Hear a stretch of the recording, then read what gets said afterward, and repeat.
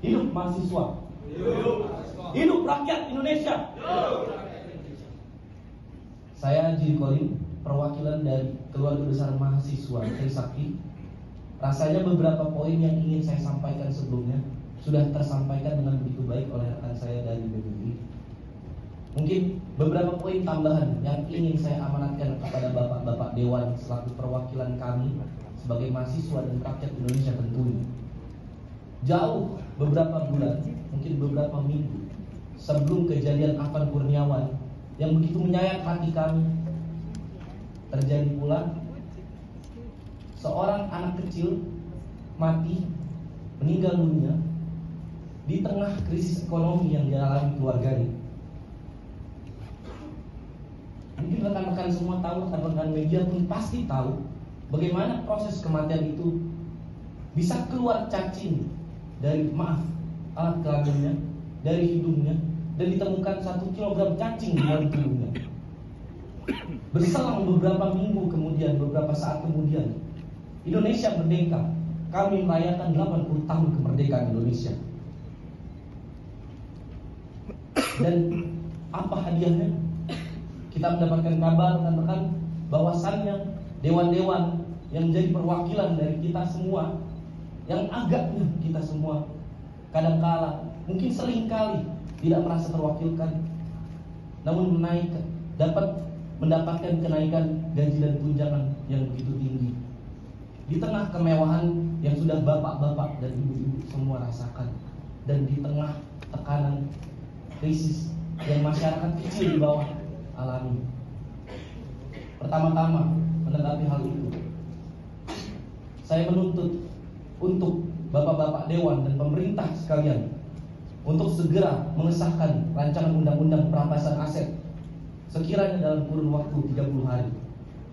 Melihat bagaimana indeks persentase korupsi Indonesia yang saat ini terakhir audit itu mendapatkan skor sebanyak 22, yang mana dalam penilaian skor itu 0 artinya tingkat korupsi itu begitu parah, dan 100 artinya negara itu begitu bersih dari korupsi.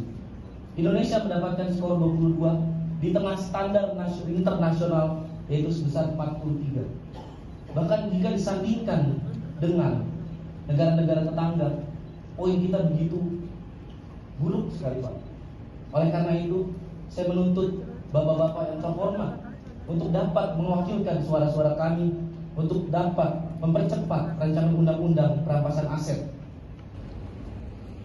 Yang pertama, untuk Presiden Republik Indonesia, merevisi kebijakan fiskal pro rakyat. Yang kedua, audit menyeluruh BUMN yang merugi. Yang ketiga, moratorium kenaikan tarif listrik, air, dan BBM.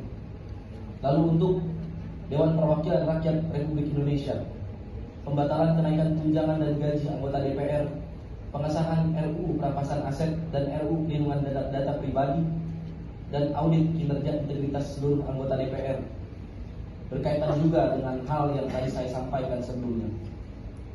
Jika kita bandingkan remunerasi anggota parlemen dari negara-negara tetangga dan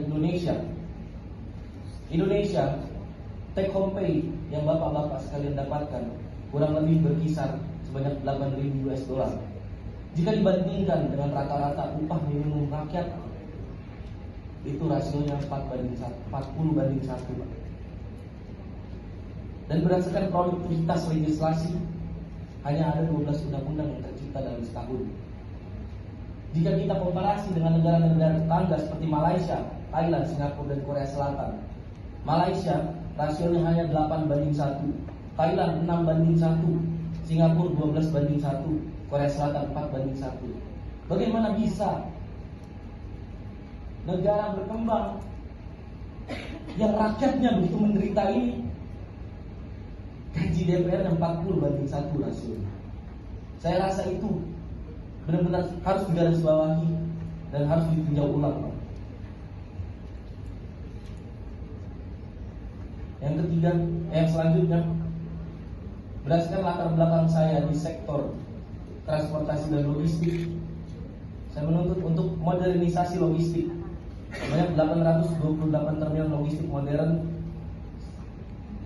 yaitu 1 miliar per unit sistem tracking digital untuk 100.000 truk nasional, cold storage network di 414 kabupaten atau kota.